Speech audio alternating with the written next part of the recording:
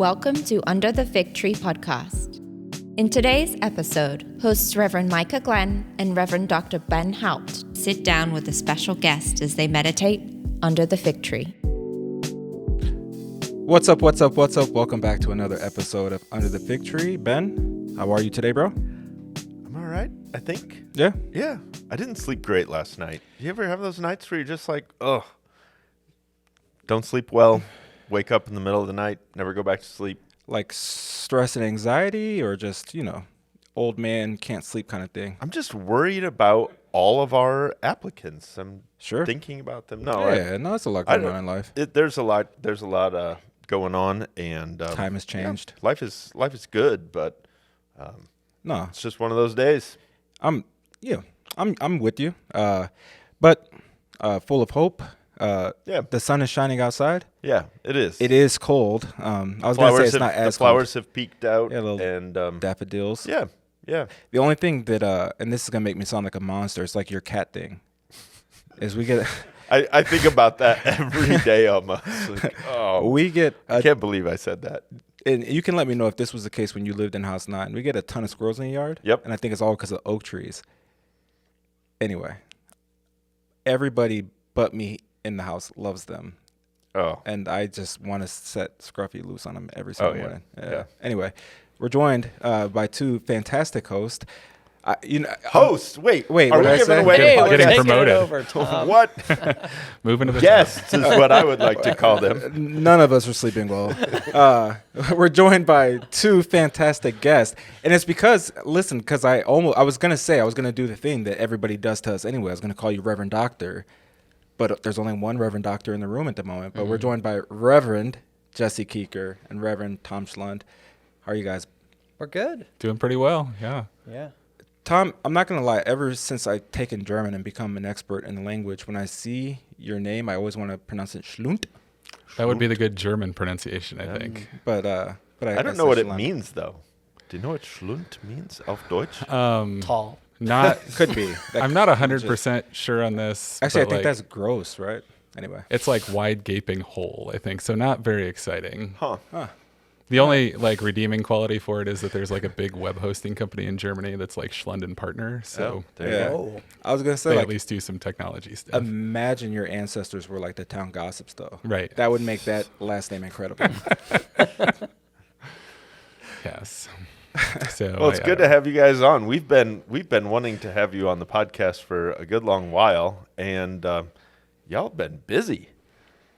In fact, we should just talk about this on the podcast, because I don't think that we've actually said on the podcast how we're doing this season with application numbers. But tell us what apps are looking like. Well, I mean, it would probably make sense to let our listeners know who Jesse and Tom are. That's probably a good idea. And what we have to do with application numbers. Yeah, We're the hosts. You're the host. Yeah. The host of Under the Fig Tree. Welcome to our podcast, Under the Fig Tree. We've made it everybody. Me and Ben have just been messing around. These are the actual hosts of the podcast. Yeah. Me and Ben are sailing off in the sunset. No, but Jesse and Tom are admissions officers for our enrollment department. Yep. Yes, we are. So we've been here for about a year. Well, I've been here for just over a year. Jesse just hit his year mark of working on that. So newer members of the enrollment team, but have dove in head first and really hit the ground running this last year. Yeah. We've already had Monica and Sarah on, and so we should let our listeners know that we like the team that God has put together, and we call ourselves the Dream Team. Now, I don't know. It seems a little stuffy to say that we call ourselves the Dream Team. I don't know if anybody else ever calls us the Dream Team, but I think we just needed a name for the group text. Yeah. Right. I'm pretty sure it's just an internal thing, but I like it though. Yeah. I think that we should be known as the Dream Team. I think we do have a great team. So, yeah, it's good to have you here. It's good to be here. Long-time listener, first-time guest. So. Yes. And it's funny. It's one of those things. Well, we have, and just to be sure, so everybody knows, because it wasn't the case for Dr. Bodie, who said he's been waiting to come on. It's like, well, it's not like we didn't want you to come on. It's always like a scheduling thing. But Jesse usually is too busy for us. And that is the case, and that's why it's taken so long to have him on. So. This is solely my fault for sure. It's been a lot of hustling to get those applications. That's right. That's right. Legit though. Yeah, he's been on the phone literally since August. Just on the phone all the time. You look at that little button on the phone, and it's like, oh, yep, Jesse's talking on the phone. Yep. So tell us a little bit about how our fall MDiv class for 2023 looks. Sure. Yeah, we have some encouraging news to share. Tom and I we're still learning the ropes. We've been in this role, as he said, just around over a year.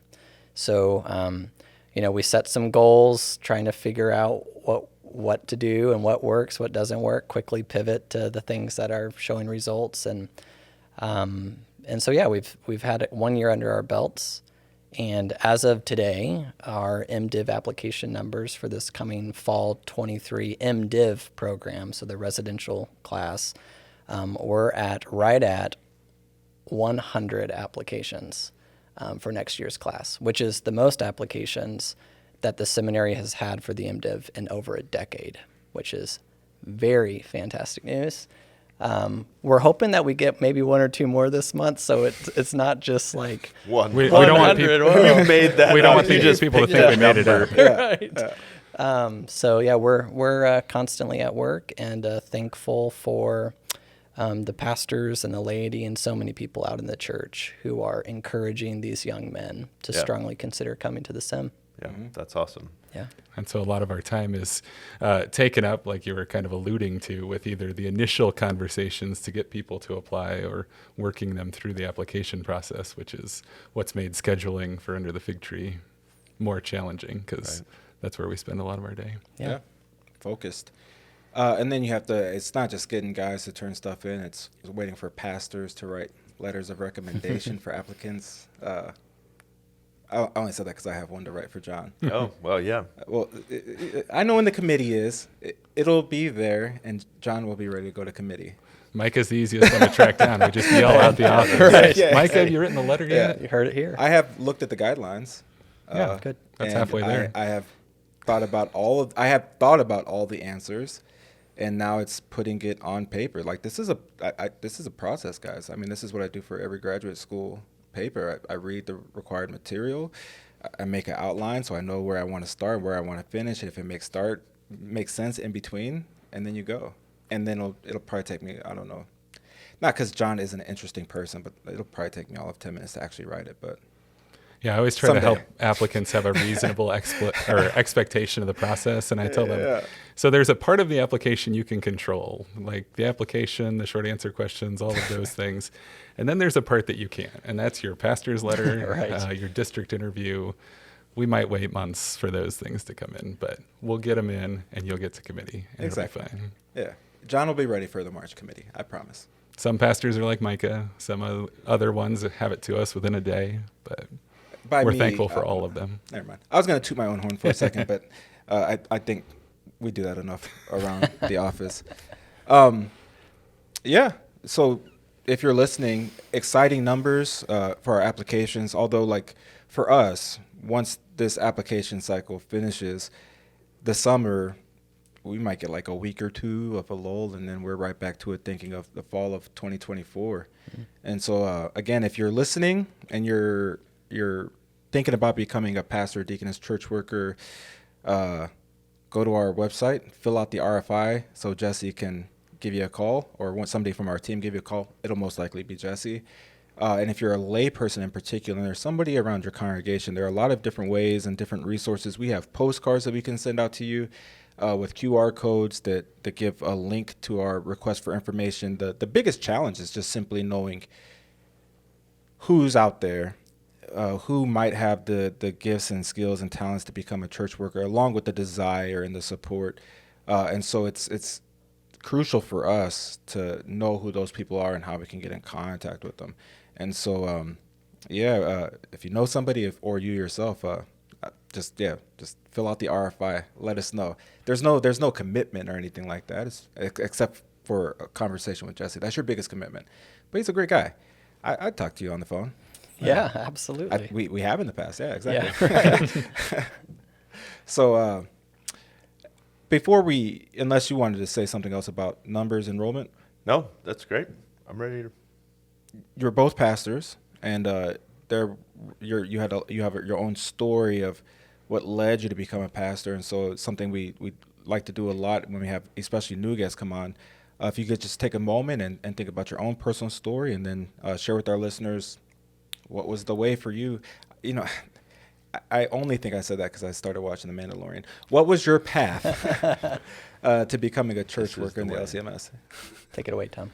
So I come from a family of pastors. My dad's a pastor. My grandpa was a pastor. I have uncles and cousins and stuff. And with all of that, all I knew my whole life was that I was never, ever going to be a pastor, which I've come to find out now, talking to a lot of students, that's a fairly common story.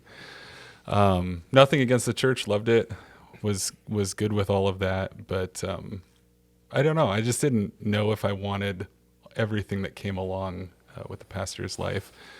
So I was listening to Dr. Bodie's episode from last week, and he was talking about all of his really great experiences in the church. And I had a lot of good ones, but none kind of like him that pushed me up over the top right away.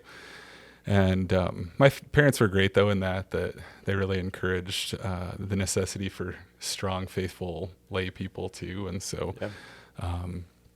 went to college, enjoyed that, went to grad school, found a path that I really enjoyed, working with college students and kind of helping them make the transition into school.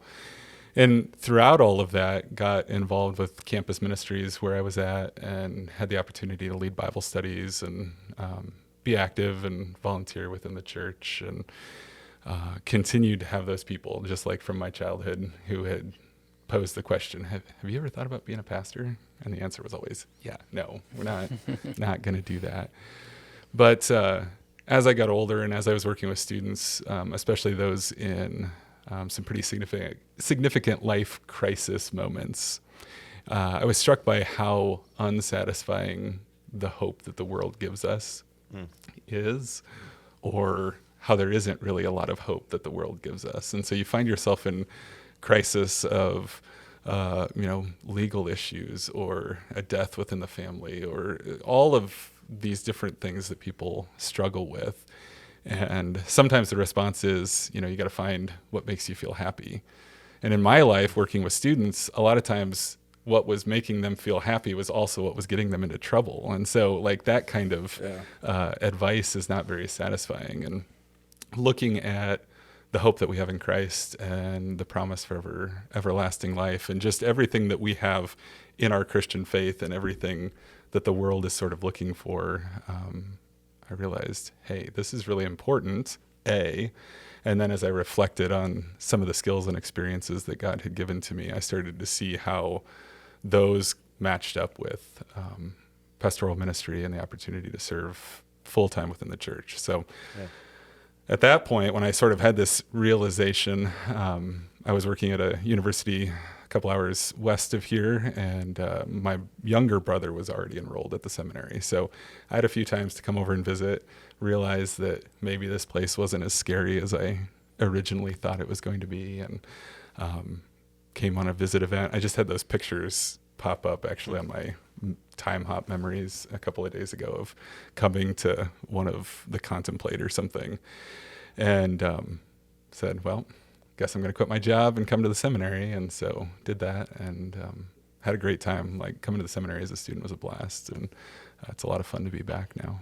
Yeah, that's awesome. I was this morning when I was up very early, had all this extra time on my hands. I was preparing for a class that I'm teaching this summer, and I was reading through some things that Luther said on the church, and he has this writing on creeds in the church, on creeds and councils, and he talks about the 7 marks of the church, and the final mark.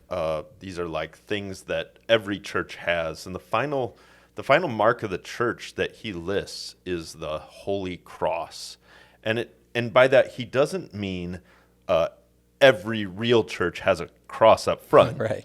That I think is goes without saying for Luther. But what he means is that the real church constantly bears suffering, challenges, and what a different message that is from the world saying, just do whatever makes you happy. Christ calls us to follow him, and as Dietrich Bonhoeffer said, that sometimes, well, that is a call to come and die to ourself, and to be raised to a whole new life. What a remarkable kind of flip on its head the worldly advice that the church gives, and there's great hope in the midst of our suffering.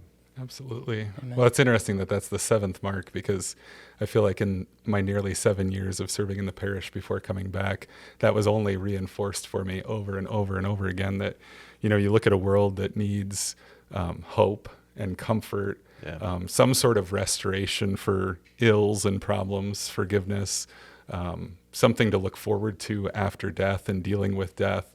And I just think about everything that Christ gives through his church is exactly what the world is looking for right now. Yeah. And I don't know, as Christians, if we can only get out of our own way and bring it, like let God work through us, we just have such remarkable gifts to bring. Yeah.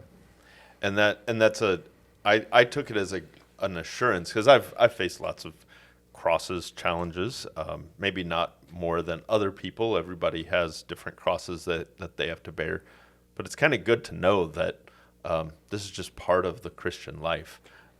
This isn't, I'm not weird, and I'm not kind of marked by God if I'm going through one of these crisis moments that you were talking about with your students. So, yeah. And what a great opportunity to become a church worker, to bring that hope and the forgiveness of sins, eternal life, the promise to be with Christ forever, to other people. But also, lots of things I love about your story, but it's that example of, I would consider you second career, because you had a legitimate career. People ask me if I was second career. I'm like, I guess maybe technically in the sense, because I wasn't fresh. I wasn't 22 when I got to the seminary. I say 1.5 sometimes. There we go. I like that a little to bit differentiate myself from the guys who were out for 20 years. But it's one of these things where you go and you acquired a different skill set, not thinking you're going to become a pastor. Then you become a pastor, and then you receive a call where that skill set that you have working in higher education has been imperative for our team. And so it's one of these things where, like, everybody on our team has a bunch of different natural gifts and all these other things. But of the team, I guess now all of us have worked in enrollment. But prior to our work in enrollment, you're the only one who had experience in that realm. And there's just so much wisdom that comes from you, where you say, well, maybe if we thought about it this way.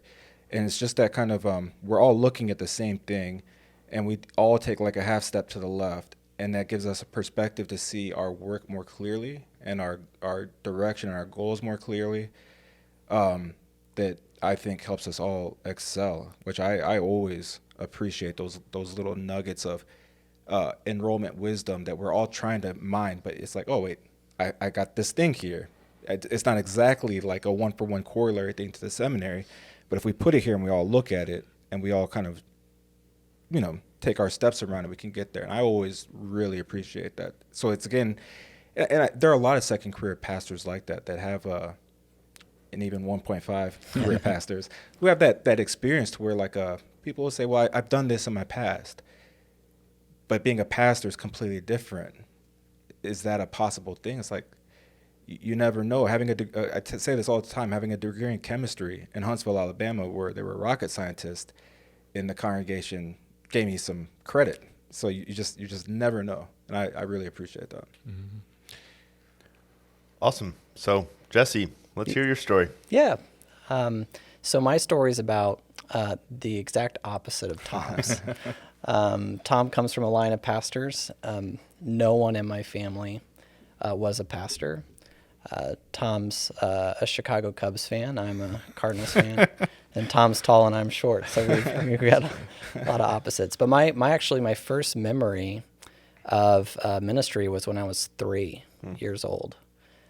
So I grew up Roman Catholic, and so I was at Mass with my parents, sitting in the pew, and I remember the priest was about to give the benediction, and I looked up at my mother, and I asked if I could do that, and I remember her looking down at me with this kind of smile in her eyes, thinking probably of her son being a priest someday, down the road. And she said, yes. And I had more immediate plans. So with her permission, I stood up in that pew and I faced the congregation. I put my hands out and I gave some sort of benediction that day. Babbling benediction. Yeah. And my dad quickly slammed my butt back into the pew. But the joke was on him because 23 years later, I would finally get to do it. Nice. But throughout my whole childhood, I would have these moments. They would come and go, ebb and flow. As I talk with prospective students, we often talk about it as a drip, drip, drip, where all of a sudden, I'm mowing the yard and I start thinking about, what would I preach if I were to preach a sermon? Or whenever I was 7 or 8, because I couldn't have communion yet, I would come home and I'd make my own communion set and pretend to have communion, like who does that? Well, I did. I was a weird kid. And then I just had a natural draw to the scriptures that I loved to read the Bible and talk theology with my fellow classmates in high school. And it was something that I thought maybe someday I'll teach this. Maybe I'll be like a teacher at a Lutheran school, or work in a church with the youth, or that's kind of where it started. And I would look back on my life at all these moments, where I would sometimes when I would see my pastors walk into the church, and I had phenomenal pastors growing up. My heart would nearly leap out of my chest some days. All of a sudden it would hit me, wham, I'm supposed to do that. Or whenever they're, reading the words of institution, bam. Like there was just this pull, out kind of from outside of yourself, this extra notes sort of draw. And those things would happen, but then I would quickly distract myself with other things, and it didn't take much. Counting the tiles on the ceiling. You're right, yeah. Or like my little sister would need to be taken out of church because she was crying. I'd be the first one to volunteer. I'll take her out. We'd walk around. So there was kind of this tug of war throughout my whole life. There were clear moments where I felt this is what I'm supposed to do, even all the way back to 3 years old. And then there were clear moments where I'm like, nope, I'm not doing that. And so I empathize with Tom in that way. And and so I went to college with the idea to major in the Bible, biblical studies, and see where the Lord would take me. But then I also had this passion for business. And that was kind of winning the day. I was deciding more business route, and then down the road as a true second career guy, 20 years later, then I'll eventually become a pastor. And that was kind of my own way of negotiating with God, which I've learned you don't negotiate with God. We all try. Right. We all try. So I made it a year after graduating college and in the business world that I decided it's time to go to the seminary. And thankfully I had a supportive wife, very supportive pastors back at home, so many supportive people around me constantly saying, you can do it. We see in you that you can do it. And these were the voices I would go to as I was struggling. There were so many people around that I could reach out to and ask and receive that encouragement. And so, the part of the podcast we haven't shared yet is that all three of us, Micah, Tom, and I, came to seminary the same year in 2011. Oh, yeah. So all three of us are classmates.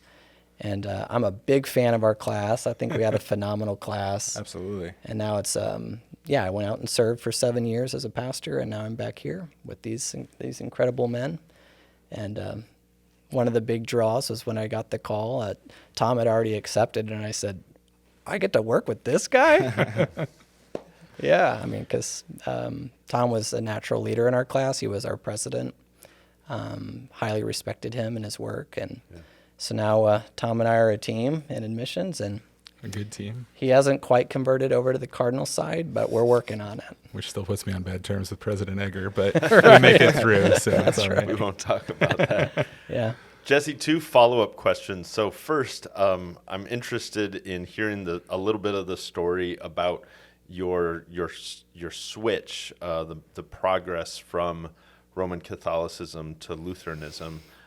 My wife grew up Roman Catholic as well, and so we might have some listeners out there who are not necessarily Lutheran, maybe looking to become Lutheran, or who have made a switch late in life. So I think that's interesting. And the second thing is, I know what business you were in before you decided to come to seminary, but I'd love for you to tell our listeners a little bit about that business. Sure. Well, to your first question, if I could sum it up in a word, it's grace. Yeah. And But the Lutheran kind of grace, not the Catholic grace. Sorry. I'm reading the Book of Concord for class, so it's like it's just fresh in my mind. Right. Now, I didn't really have anything. I know I didn't have anything to do with the switch from Roman Catholicism to Lutheranism. That was that switch was made by my parents when I was still young. My mother, she watched the Luther movie, like the old black and white 1960s film, and after watching that film, and because of some other experiences in the Roman Catholic Church, she told my dad that night, "We're becoming Lutheran." Wow! So there you go. Now for the Luther film. Now my dad had grown up Lutheran, so it wasn't completely foreign to them. And my hometown's Perryville, Missouri. So in Perry County, you're either Lutheran or you're Catholic, pretty much in Perryville. So when I was still young, in elementary school, we converted. Cool. Yeah. To the business question. So whenever I was 15 or 16, I started working in a shoe store.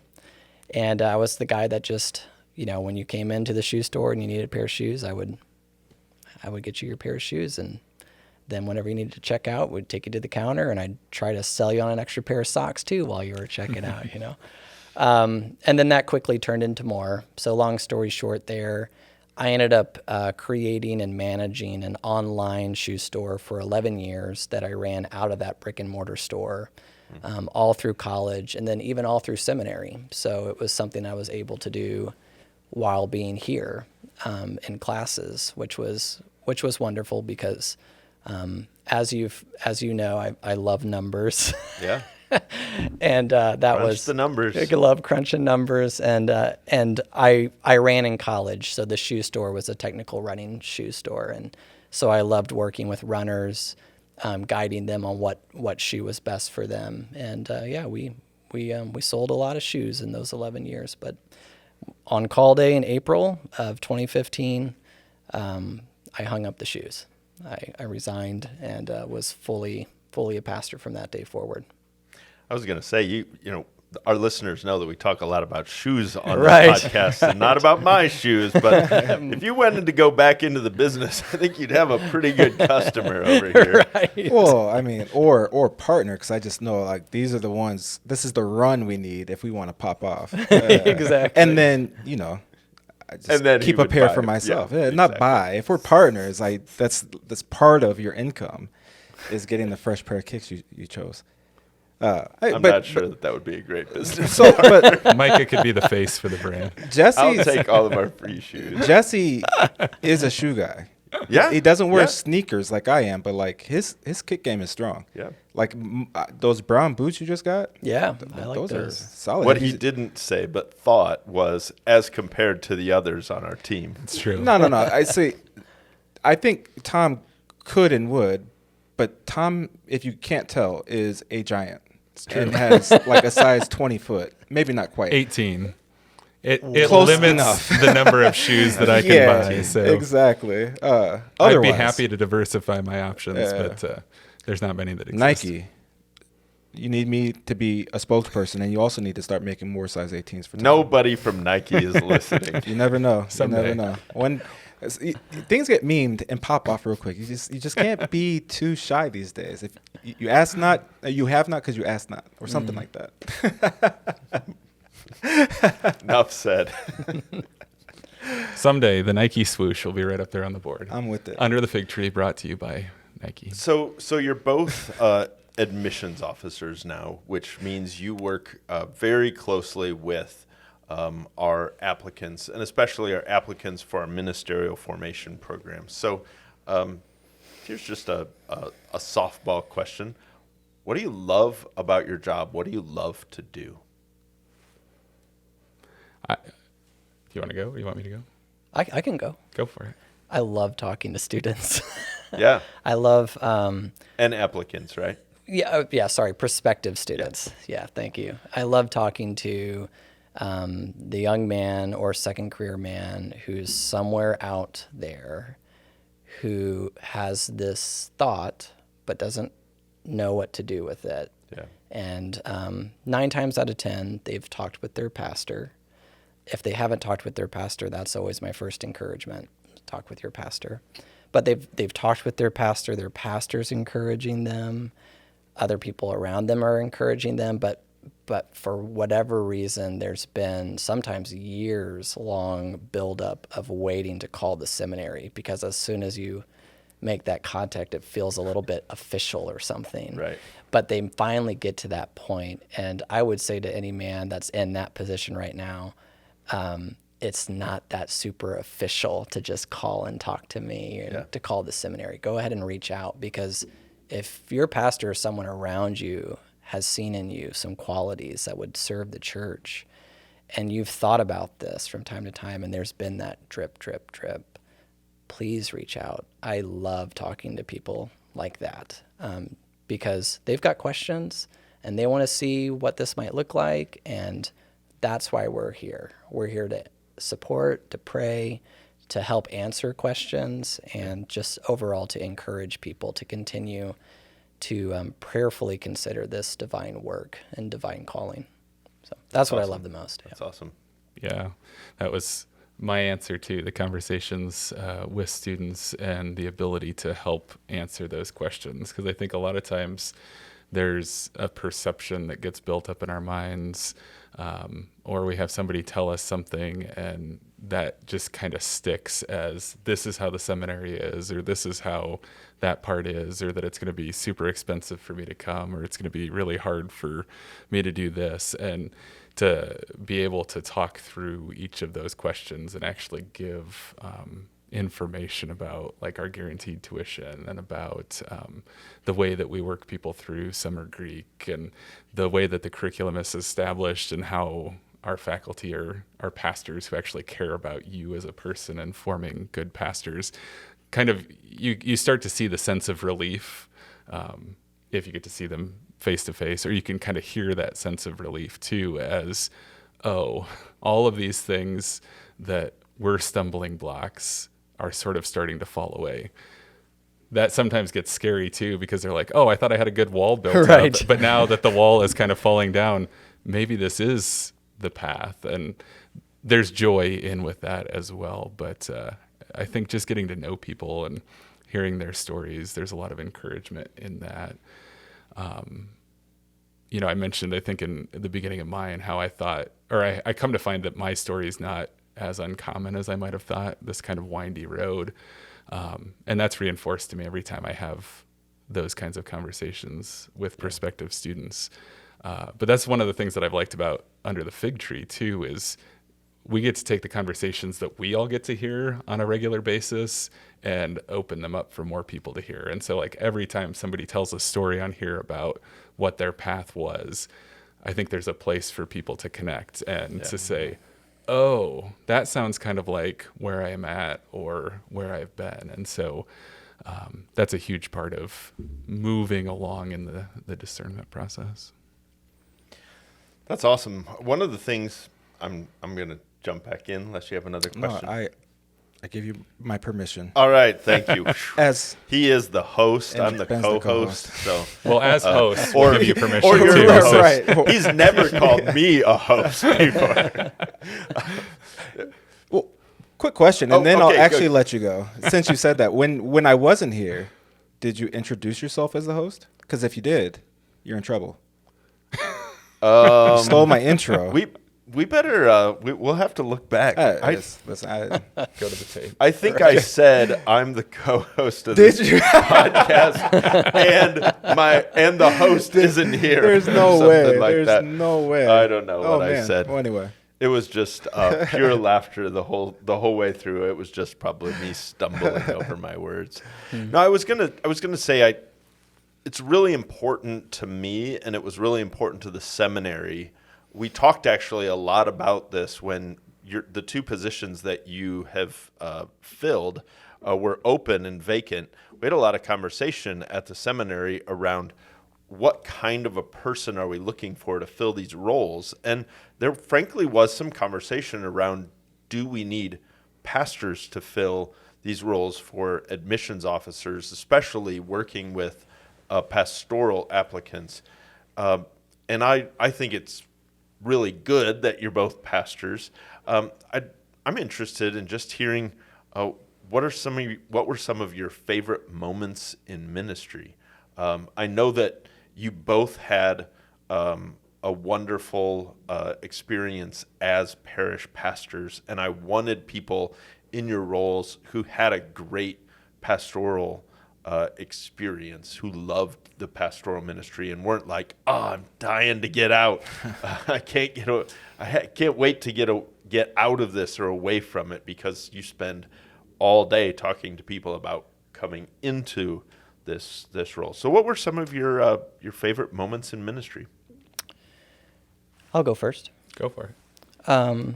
So I think whenever I was in college and I was really still in the back and forth between business or pastoral ministry, I had a very faithful Lutheran pastor ask me one day, I was in his office, and he said, just point blank to me, why would you want to be a pastor?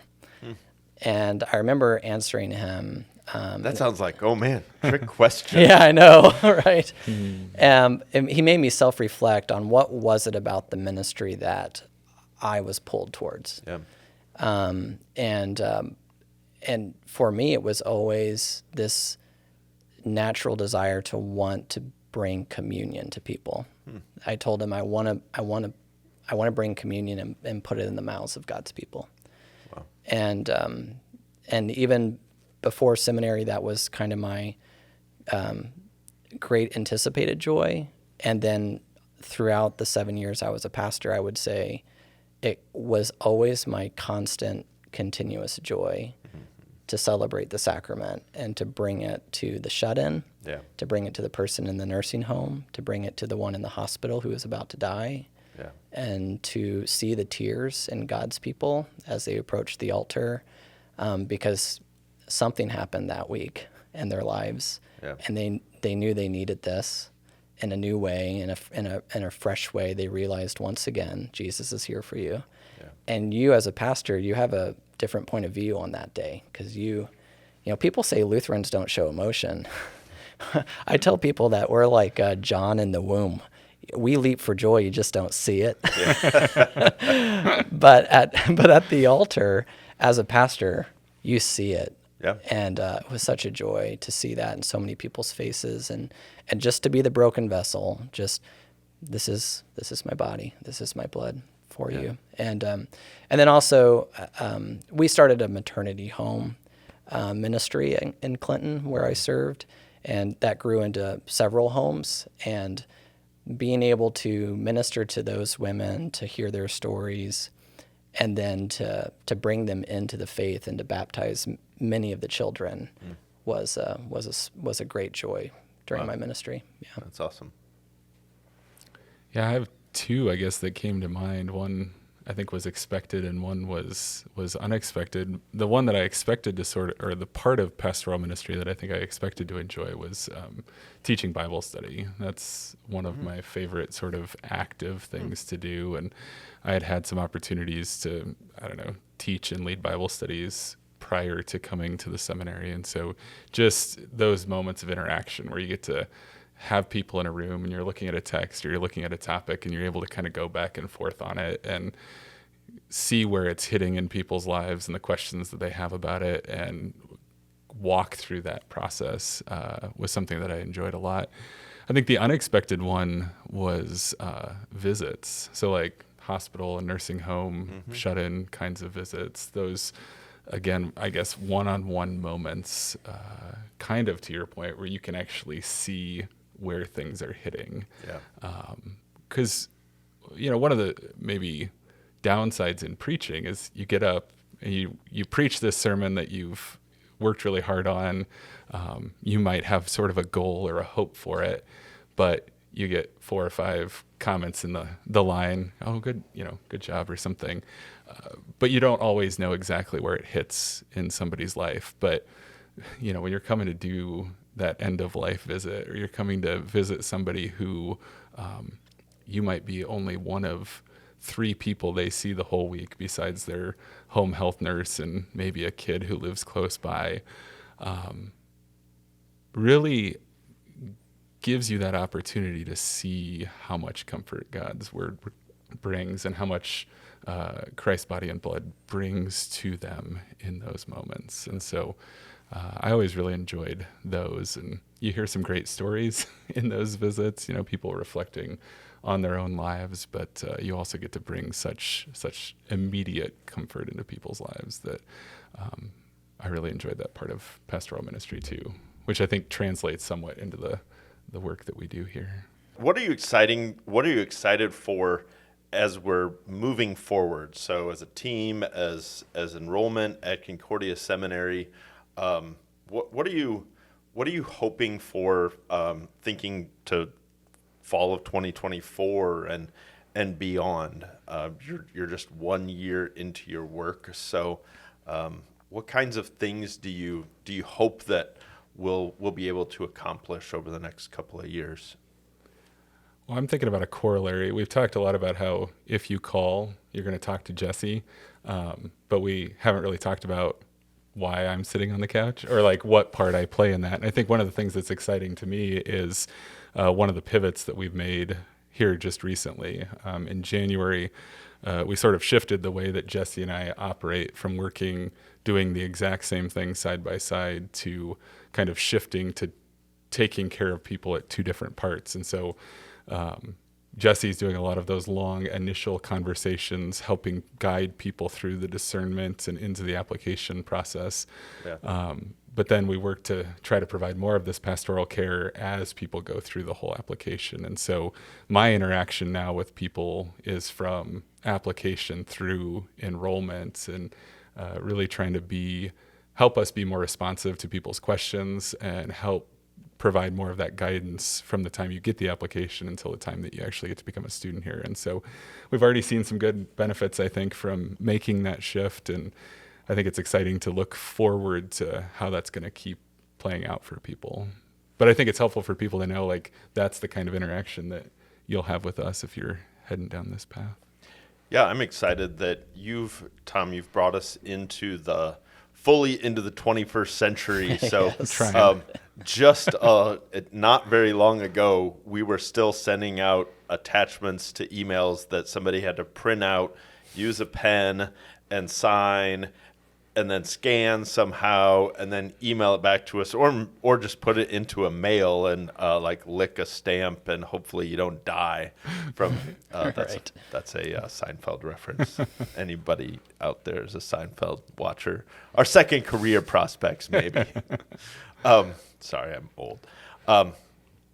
You don't know that reference to Seinfeld? I might get 2 or 3 Seinfeld references. I know you guys don't know the Seinfeld reference either. I know the no soup for you. That's Seinfeld, right? That's Seinfeld. All right. Well, you had me second guessing myself for a second. At any rate, we used to have this very, very much the snail mail way, and you've brought us into the 21st century with DocuSign and all this stuff, or PandaDocs. Sorry, DocuSign. We've revoked our sponsorship for the video.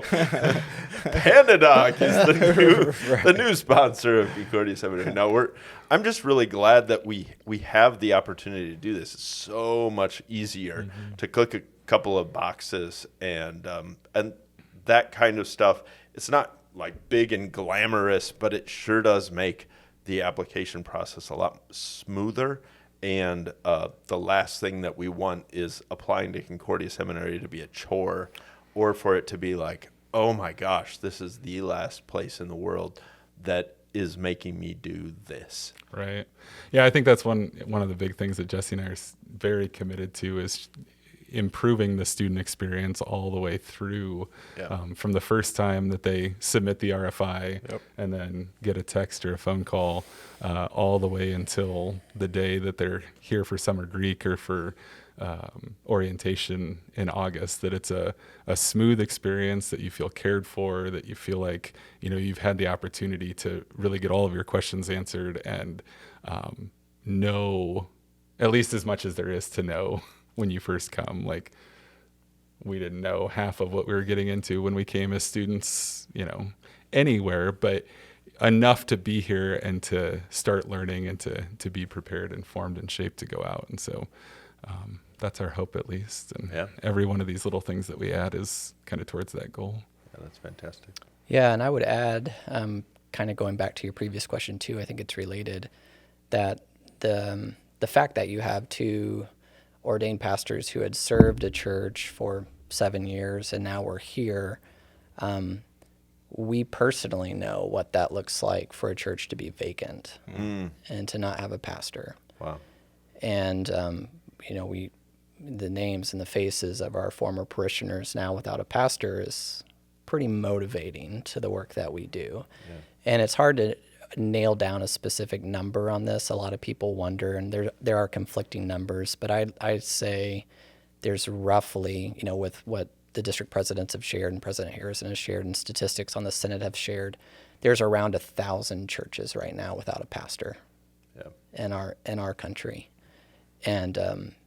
And so what's personally motivating to us is, and the thing that we look forward to the most is that in the work that we do, in order to serve the church, it's to find faithful pastors for those churches without a pastor. Yep. And I think that's the thing I look forward to the most. It's the thing that gets me out of the bed in the morning and say, okay, Lord, please send us more faithful laborers. Yeah. Because there are a lot of churches and a lot of people right now without a pastor who need a pastor.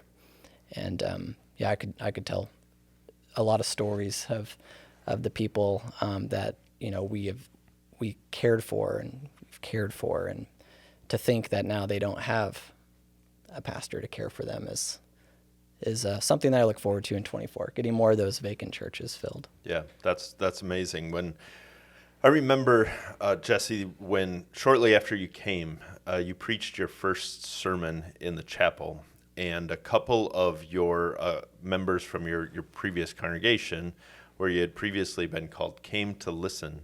And I happened to be sitting, I don't remember if it was right in front of or right behind these people, and I saw tears. And so when I introduced myself, I couldn't help but on the one hand feel a little guilty, and I fessed up and said, I'm sorry, I'm probably the reason that your pastor is now serving here, because I really advocated for him to come to Concordia Seminary and I'll be his boss. But I also thanked them because they sent you to us. And as hard as it was to let go of you, they were filled with great joy that you're here and that you'll, they just missed you terribly. And yet they were I think very, very comforted that you were here in this role and you'd be sending out pastors for Christ's sheep. And that, I think, is the way it is for any congregation, sending people that they love from their congregation, that are members, that are plugged in, and we're going to send you off to the seminary. It's kind of, it's a self-sacrificing, self-giving thing to send somebody to the seminary. But what a blessing for God's people. Yeah. Yeah. We will have eternity together. Yeah. So Yeah, exactly. yeah. And for some of us, a little bit of time, as you guys were talking about the process and like not knowing what it was going to be like when we got here. And as Tom, you gave us a look because you were like, we. And so it's been a blessing, an incredible blessing since I've been here, which just like a week ago was officially 3 years, which is 3 years. crazy to me, by is. the way. Because another classmate of ours, Alec Fisher, who teaches online languages for the seminary, he was a guest. It was just this opportunity to stop and think, because when we were looking for people to fill out the positions that we needed, we didn't know who was going to apply. We didn't know who we were going to come across. But in the first round, we had ideas about people, and we saw Tom Schlund, and I didn't know much about your life previous to becoming called here. But then we sat around and we talked, we had conversations, and then we're like, yeah, we need Tom on our team. And then there was one more space. And I just remember, I think was it President Egger came back from the Missouri district, and he said, hey, like, you guys should think about Jesse Kueker. And Ben brought it up in a team meeting, and I was like, I didn't spend a ton of time with Jesse. Actually, the most fond memory I have of you wasn't while we were in seminary together, is when you came to the house that I was living at when Eric's dad died. And I just remember you showing up for Eric that day. I was like, man, 1 year in, this guy is a remarkable pastor already. Well, anyway, and then it wasn't until reflecting on, like, you guys accepting calls and coming here, I was like, man, like just we're to get this opportunity to work with our classmates, because what happens when you come to seminary, we all know, you know your class really well. Yeah. And those are the guys that, like, when somebody's like, when did you go to seminary, and you find out you overlapped, it's like, oh yeah, I think maybe we like bumped shoulders in and out of chapel one day, but it's the guys you sit in class with and you hear ask good and dumb questions, or at least good and bad questions, that you kind of like grow up with, and then you go off on vicarage and you come back and you reflect on your experiences together. That is I don't know how to, when people ask me about it, it's like, I don't know how to describe it. It's a very experiential thing of what you think about those guys. And to be able to serve in this ministry together, exactly, because it is, people ask all the time, it's very pastoral. If somebody comes across my office phone number, email, and they haven't submitted an RFI, I kind of know kind of the things about the conversation you're going to have, but it is, you get on the phone and they're trying to decide, like, either they're young or their second career, can I do this? And it's like, well, let me tell you about a guy who by no natural reason should be a pastor, aka me, except for the grace of God. And it's like, you get taught. It's not like you come here, it's like, I want to be a pastor. You come here for a couple months and like we give you a seal and it's like, all right, get it. Like, no, you come and you learn how to do it, and you learn how to do it from guys that are really remarkable. And back to your question, do pastors need to be admissions officers? Well, when guys have these questions about being a pastor, like, if you don't know, you don't know. And it's that experience even of just going through it, even including vicarage, where it's all these little marks that we have in the process when people are also like wondering, does the process need to be the way it is? It's like, I genuinely don't know a better way to do it. There's certainly other ways to make informed pastors, but I think the way CSL, the seminary, has figured out how to do it is pretty good. We're creating some really great pastors for the world. I totally agree. I think that we should do some ripe for the picking. I saw your phone. I'm ready for it. Yeah. All right, I'll start. So ripe for the picking or leave it on the tree. You know the drill. Ripe for the picking or leave it on the tree. Crunchy, natural peanut butter. Oh, Tom eats a PB&J almost every week for lunch, so That's true. I can Natural answer for him. or with all this trans fat. fake oils mixed in. Well, do you like it creamy? No, or do you like the natural? Like, have to stir up the jar. Right. I would say it's a right for the picking for me. Although we're not quite bougie enough to buy the all natural peanut butter all the time, but it is good to have some good natural stuff. Yeah. I did have a bad experience once though, because I got some as a snack. So in my first year serving in Iowa, Beth was still living here. And so we came, got some as a snack, and I got it confiscated from me at TSA at the airport going back. So I wish that wasn't the case. It was over 3 ounces. So Bummer. Oh, So maybe it was just ripe for the picking for the TSA officer. Right. He's like, I need me some peanut butter. I'll leave it on the tree. Oh. I'm a fan of just the regular creamy peanut butter, but almond butter is about as bougie as I get, I guess. But there's this brand at Walmart by Maranatha. And I thought, that's got to be a Christian group. And there was this power protein shake I would make when I was running that needed almond butter. So that would be right for the picking. But natural peanut butter, I'm going to leave it on the tree. Well, as you can tell, it's ripe for the picking for me. I had a natural crunchy peanut butter sandwich today, and I almost can't do the regular like Jiffy, Skippy peanut butter that's all whipped up with all the fake oils and stuff. It just makes me, I can't do it. But natural, stirred up from the jar. You know me, I'm bougie about everything. It's got to be natural or nothing. So it's not the natural part of it. It's the crunchy peanut butter part. They make natural creamy as well. Yeah. If you took it, if it wasn't crunchy, you and Day Day would have beef, but like David, my youngest son, probably eats 3 peanut butter sandwiches on a daily basis. We have jars and jars of this Jiffy junk in our house too, and my kids love it. Yeah. It's fine. It's also filled with a bunch of sugar. So peanut butter, which makes it taste better. Anyway, the peanut butter that you have to stir, it's fine. That's fine, but just not the chunky part. So because you were so specific with the chunky natural, it's leave it on the tree for me. The viewers know I'm a little picky about my food. I have another couple of food ones too. So everybody can be picky about food, but few are as particular as you. All right, I think I've asked this one of somebody before, but I don't know. Like I never really know what I've asked yet, and so people have forgotten by now. They'll like go back. Anyway, they won't. Right for the pick and leave it on the tree. Water parks. Oh, I am torn on this one.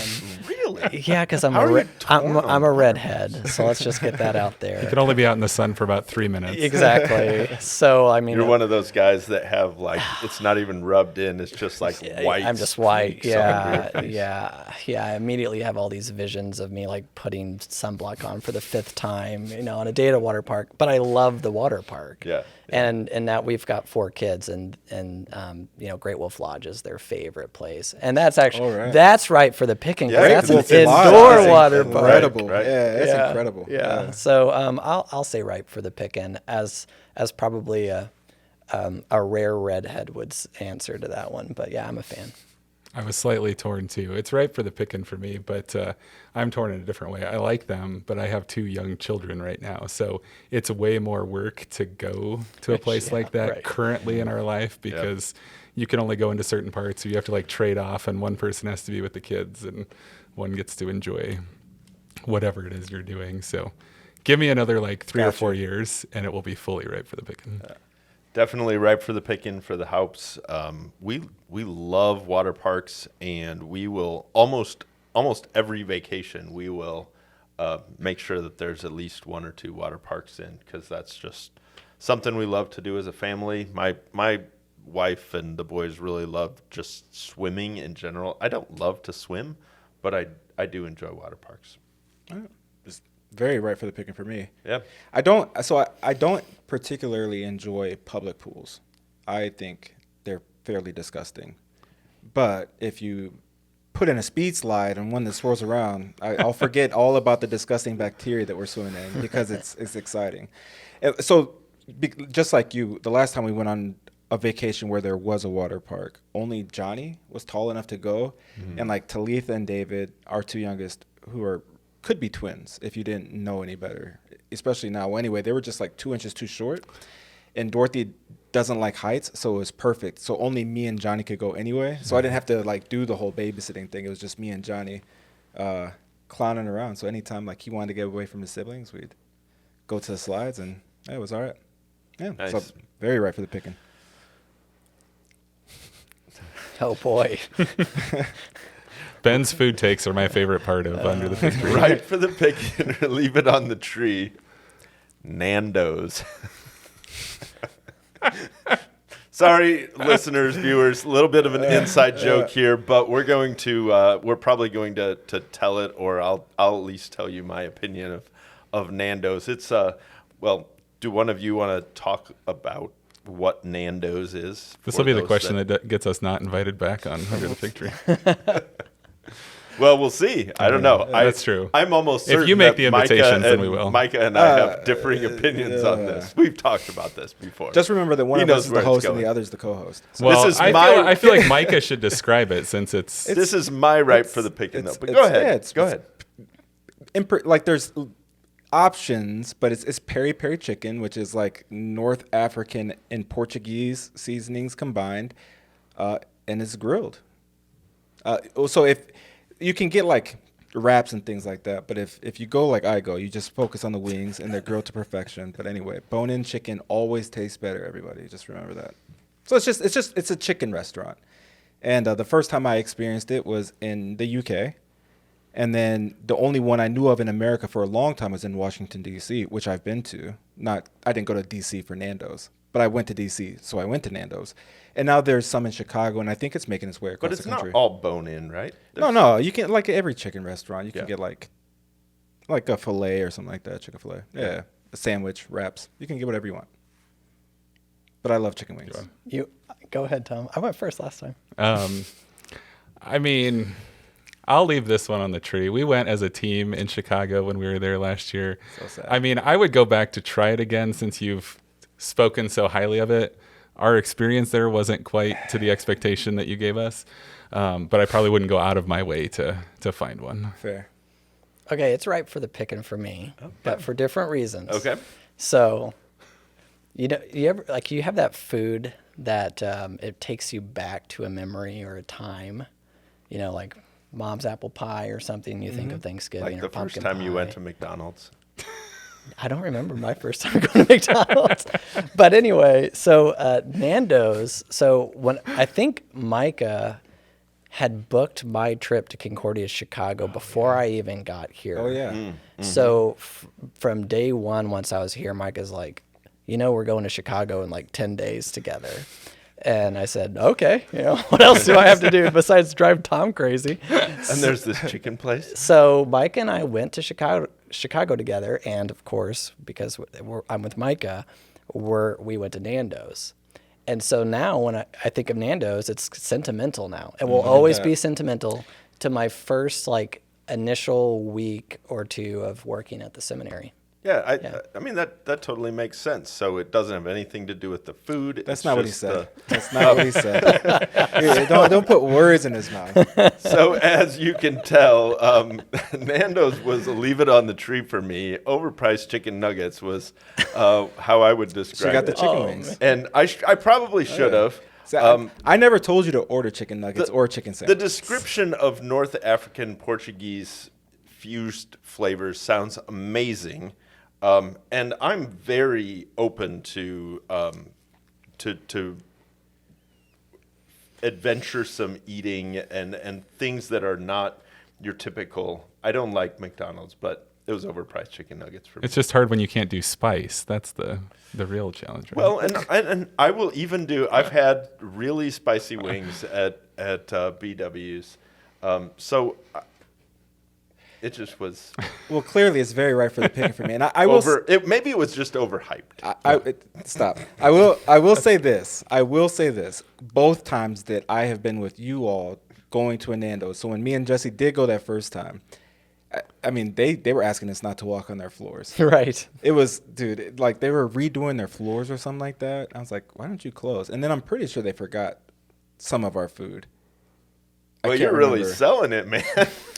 Well, I mean, so like the Sentimental thing for a is like reason. when you have a franchise, when there's a franchise restaurant and you go, it's not like there are variables for each one. And when we went to the one together downtown Chicago as a team, it was very busy, was very lunchtime. And sometimes if you go at the peak of lunchtime, you don't get the best of service. That's just a reality of going to a restaurant at that point. And I will also say this. I've now been to Nando's 4 times in Chicago. And as a fan of Nando's, those 4 times have not lived up to my expectations. So including the time that I reluctantly say it wasn't their best showing, although that has nothing to do with the brand of Nando's, just the times that we've been. Every single time I went in the UK, it knocked it out of the park. Enrollment road trip to London.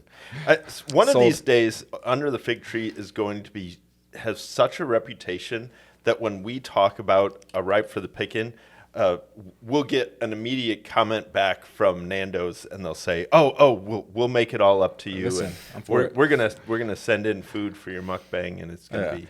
So if you, I don't know how many Nando's there are around the country. If you live in Chicago, don't go at a peak meal time. So like you're going to be the customer that they really care about and dedicate their time to. If you live in DC, that one was actually spot on. And then this is the other thing, when you go across the sea, there's different laws when it comes to food.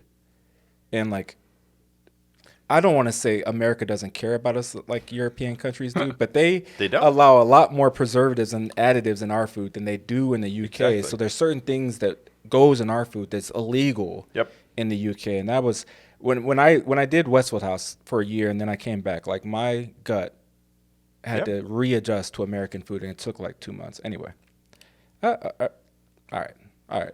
Try Nando's though. Don't listen to Ben. I think our viewers and listeners are on my side when it comes to food. That's how I imagine the day anyway. They might not be, but I assume that they are. All right. This one's not food, but my last one will be. Right for the picking, leave it on the tree. NASCAR.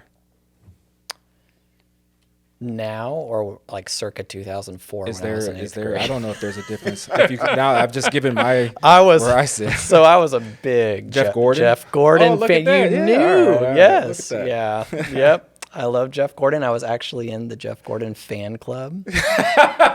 Yeah, so I drew this. I drew a picture of his car and colored it, and you'd send it off, and then magically it would come back signed by Jeff Gordon. So, wow. Yeah. That's impressive. You have that on your wall at home still? Yes, I do. Yeah, right by my bed. I look at it. He had a house down the street from the vicarage and First Congregation that I served. Oh, wow. Close to Did you Boca hear him Raton. racing by every No, so but often? when we drove past his house, it was pretty nice. Yeah, I bet. Sure it was. Right on the beach. Yeah, but I haven't watched a NASCAR race in probably 10 years, so I'm going to have to leave it on the tree. This could be my Ben's cat moment, I think. I'll just say leave it on the tree. I don't really understand NASCAR, and I don't know if I should go any further than that as Ben's to not cat moment. offend I love anyone it. else. But Infamy.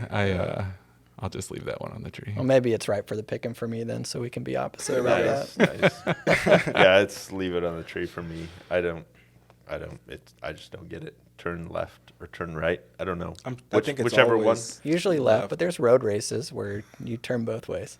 in But that's NASCAR. not NASCAR. No, there's like a couple of tracks where it's kind of windy. Yeah, NASCAR is just like turn left. No, turn not left, all turn of them. All right, see, No? Okay. Yeah. misconceptions, man. That's how people. Right. Yeah. Does that completely change your view now? Now that we know that, Reconsider. totally, no.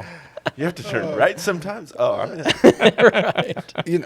I genuinely don't know what prompted me to put NASCAR on my list. It is absolutely leave it on the tree for me. When during football season, and if I turn on Fox News when football games are playing and a NASCAR race is on, I am highly offended. Like how do you justify playing this over football? Your ratings have to be worse. Any football game should have higher ratings than a NASCAR race to me. I could be drastically wrong, and people are going to be when this the highest rate. But like, Am I wrong that the only reason to watch NASCAR, kind of like the only reason to watch hockey, is if it so crash? you watch NASCAR for the crashes, you watch hockey for the fights. I think like the last 8 laps of a NASCAR race that could be televised because that's exciting. It's about to be over. Yeah, but the that's other true. 492. Right. There's side We can benefits. watch Here I am. I didn't we can realize watch I was such a anything fan of NASCAR. Here I am to Jesse, their the, defense. NASCAR Let me defend apologist them. here. Yes, Here we go. yes. Yeah. There's side benefits to watching NASCAR. Like taking a nap? Yes, yes, to the hum. So this is my childhood. Coming home from church on Sunday, laying on the carpet, All right. sleeping to the meow, meow, and then waking up for the last 10 laps. I mean, that's how you watch NASCAR. All right. So That maybe was I've my just tried experience watching with it the wrong Indy way. 500. All right. Yeah. Yeah. All right, last one. Ripe for the picking or leave it on the... All of mine are food related today. Ripe for the picking or leave it on the tree. Jelly-filled donuts. Ripe for the picking. Oh, yeah. There's a great bakery in my hometown, Heckley's Bakery. And, jelly-filled donuts or just the regular glazed donuts. Yeah, I'm a big fan. My wife is leave it on the tree, though, so it never works out. Yeah, they'd be ripe for the picking for me too. Although most donuts are pretty good. So. Right. Yeah, I mean, so it's ripe for the picking for me. Kind of surprisingly, I had my in-laws were in town over the weekend and they brought donuts, and I don't know, a day or two after they left, there was that one donut still in the donut box, and it was like nobody wanted that donut, and I just thought I'm gonna go ahead and try it. Dicey. Cut it in half. It's already fairly stale, and the jelly was just this like bright red ooze. There were no seeds in it. They were not even trying to make this like a natural jelly. It was like sugar and flavorings that were all artificial. And it was so good. I had the other half. Smear a little right Jif then and peanut there. butter on it. I You'll be was good. like, man, only natural peanut butter. I shouldn't tell anybody No that I've been trans fats, eating yeah. this because my bougie reputation is going to go out the window. There But it it was went. so good. Trash food. But yeah, it was ripe for the picking for me. So it comes with stipulations for me. Not any Good. It should. jelly-filled That's donut. That's it how I would really typically answer. is dependent on the filling for me. So I like custard.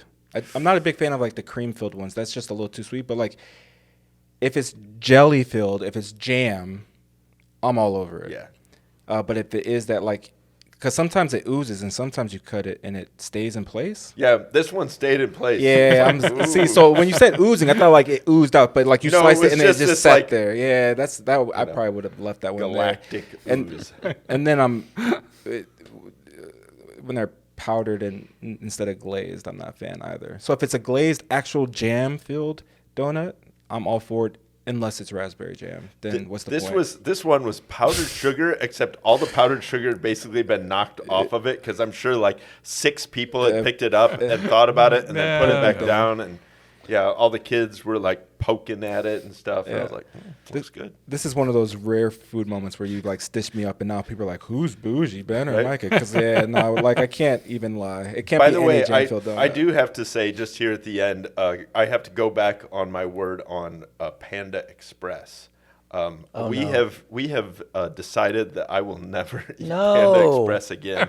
I had some serious allergy stuff, and we figured out that I have terrible allergies the day after, like sneezing profusely. Weird. Look at that. Every time I have On our trip to Panda Chicago, Express. we also ate Panda Express. Yeah. Yeah, look at that. So one of our students actually said, "I'm offended that you called Panda Express Chinese food." I think that's a fair take. Panda Express is clearly American food. Filled with tons of preservatives. And this is you're exactly right about Americans and their food. Panda Express dumps lots of bad stuff in their food. I'm sure of it. Sure. So We lost that sponsorship too. Yeah. yeah, exactly. I don't So, consider Panda Express Asian or Chinese. Like, Yeah. if I'm like, oh, I want Chinese, I don't think of Panda Express, but I will eat it though. I'm not gonna lie. That Beijing beef they do something right. I think I'm 23 minutes late for my appointment. Oh, all right, here we go. Ben has to go. Last one, right for the picking, leave it on the tree. Grapes and chicken salad. Ripe for the picking. My vicarage was in Georgia, and there was a great chicken salad place, and that's where I first was introduced to it. Now, my wife got the recipe, and I still have that to this day. Love the grapes. And the Yeah, chicken I'm salad. here for it too. Ripe for the picking. Yeah, grapes, add some celery, Yes. some walnuts or some pecans. Dump it all in there. Well, let's leave it right on the tree, man. It's like one of those things where like I'll eat food that I don't like, especially if I'm at somebody's house and I'm hungry. Because it's not going to be like, do you have anything else to eat? I think that's the rudest thing you could ever possibly say to somebody who prepared a meal. And I'll eat it, and I'll make you think I enjoyed it. But if you invite me to your house and you put grapes in your chicken salad, it is disappointing. It's almost as disappointing if, and this is going to make me sound like a jerk, but it's like somebody invites you over for dinner or lunch, and it's like a vegetarian meal. Like at least some chicken. I don't know, a little protein. And don't tell me like the chickpeas have protein in them. Anyway, if you're a Weren't you a vegetarian, chemist? Chickpeas have protein in them. I mean, yeah, they do. But I mean, anyway.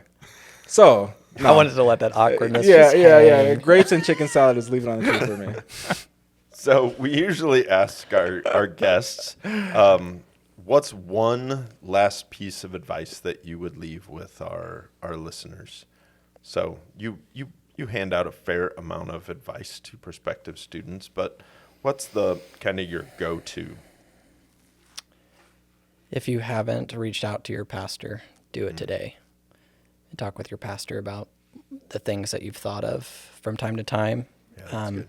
If you've already talked with your pastor and you're listening to this podcast, please reach out to us, and we would love to talk with you, and so that we can get to know you, but most importantly, so that we can begin to pray for you, and encourage you to continue to pray as well. So, I know that's not one piece of advice, but that's what I would say.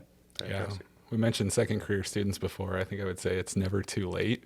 Yeah, I think one of the conversations that we have, is sometimes people worrying, is it too late in life for me to make this decision? And it's never too late. We've got people all over the age spectrum that come and, listen to those people who've been talking into your life. And whether that's you come when you're 22 or you come when you're 62, we're here for it. Fantastic. Great. Well, thank you both for joining us today. It's well overdue, and I'm sure some point in the future we'll have you back on. But if you're listening and never have watched this on YouTube, make sure to check this episode on YouTube because you can see who our two admissions officers are, the guys that you would be working with alongside your application process. And as always, if you like this episode, like it, subscribe to Concordia Seminary's YouTube page. If you're thinking about being a church worker, don't think too hard. Fill out the request for information, link below. Let us know who you are. So at least you have an extra sounding board as you go through your discernment process. You just know that you don't have to discern these things by yourself. The Lord of the church, Jesus, gave us the church for a reason, to be there for each other. And then if you're listening and you know somebody who you think might be a good church worker in the future, don't think it again. Make sure you tell them, because you could be the person who encourages them to take that step forward, and then point them towards the request for information. Because again, we don't know the people who we don't know. We need your help to find out who they are, where they are, and how we can contact them. As always, thank you for listening, and we'll see you guys next time under the fig tree.